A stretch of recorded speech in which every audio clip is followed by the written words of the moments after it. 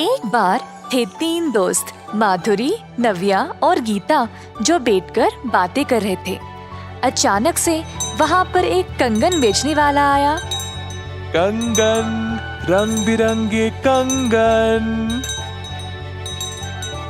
सब खुश हो गए और कंगन वाले के पास चल उठे। पर माधुरी उदास थी क्योंकि उसके पास कंगन खरीदने के पैसे नहीं थे। नव्या और गीता ने देखा कि माधुरी निराश थी तो उसके पास मुड़कर वापस गए और पूछा कि क्या हुआ। नव्या, मेरे पास कंगन के लिए पैसे नहीं है। कोई नई बात है क्या? तुम तो हमेशा यही कहती हो। अरे माधुरी, बुरा मत मानो, धीरे धीरे पैसा जमा कर कर तुम बाद में भी खरीद सकती हो। मैं भी उसी समय खरीदूंगी। चलो, जब तक तुम्हारे पैसे जमा नहीं हो जाते हम इंतजार करेंगे। माधुरी ने अपने सहेलियों को अलविदा किया और घर की ओर चल पड़ी। घर पर उसकी माँ ने देखा कि उसका मन कुछ ठीक सा नहीं लग रहा था। क्या हुआ मेरी बच्ची? माँ, बाजार में एक कंगन वाला आया था। सब लोगों ने खुशी से कंगन खरीदे। अगर हमारे पास काफी पैसे होते तो आप भी मेरे लिए खरीदते ना। हाय मेरी बच्ची, चिंता मत करो। तुमको पता है असली धन क्या होता है? एक दयालु दिल और दूसरों की मदद करना, और इससे हम कुछ भी पा सकते हैं। ठीक है बेटा। अपनी माँ की बातें सुनकर माधुरी को अच्छा लगा और उस रात वह शांति से सो गई। एक दिन माधुरी और उसकी सहेलियां बातें कर रहे थे जब उन्होंने एक गधे को भारी लकड़ी उठा ले जाते हुए देखा। माधुरी ने गधे की ओर देखा और अपनी माँ की बातों को याद किया। माधुरी गधे का बोझ हल्का करना चाहती थी। अपनी सहेलियों से भी मदद मांगा। छी छी, ये गधा कितना गंदा है, मैं इसके पास भी नहीं जाऊंगी। माफ करना माधुरी, मेरे कपड़े नए हैं तो मैं नहीं आ सकती। माधुरी ने अब गधे की मदद अकेले ही करने का निर्णय लिया। यह तो काफी मुश्किल काम था, पर फिर भी उसने किया। इसी दौरान एक बूढ़ी महिला वहाँ पर अपने गधे को ढूंढते हुए आई। ओ बिल्लू, रुक। बिल्लू, मैं तेरे पीछे और नहीं दौड़ सकती। बूढ़ी महिला को पता नहीं था कि गधा एक ही जगह खड़ा हुआ था।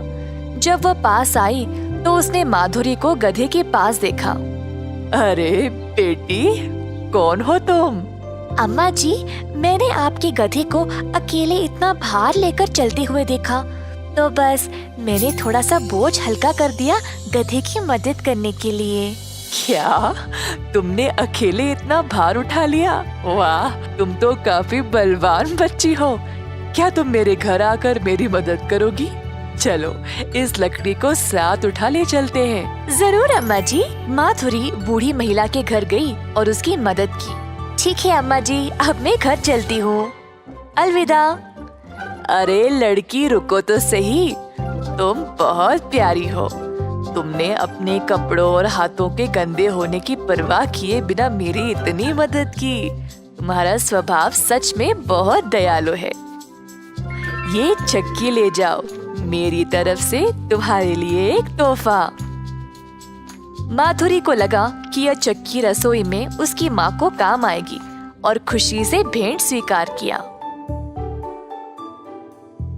प्यारी बच्ची, यह कोई साधारण चक्की नहीं है, ये जादुई चक्की है। इस चक्की से तुम कोई भी खाने की चीज पा सकते हो और केवल तुम ही इसको रुको रुको कहकर रोक सकती हो।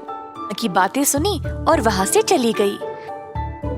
घर जाकर अपनी माँ को सब कुछ बताया। माधुरी की माँ उत्सुक थी चक्की के जादू को देखने के लिए। गिरक कर बोली, ओ जादुई चक्की, हमें खाने के लिए चावल दे दो। ऐसा बोलते ही चक्की चलने लगी और उसमें से चावल के दाने निकलने लगे। दोनों माधुरी और उसकी माँ यह नजारा देखकर आश्चर्यचकित रह गए। चक्की चलती गई और सारा कमरा चावल से भर गया। माधुरी की माँ को अब फिक्र होने लगी। अरे माधुरी, हाय, अब हम इसको रोकेंगे कैसे? जी माँ, मुझे पता है इसको कैसे रोकना है। ओ जादुई चक्की, तूने काम किया सही, बस रुक जा अभी।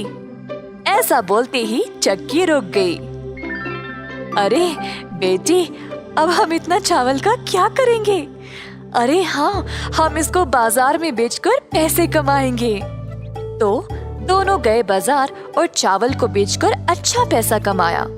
कई दिनों तक उन्होंने चावल, अनाज, गेहूं सब बेचकर खूब धन कमाया।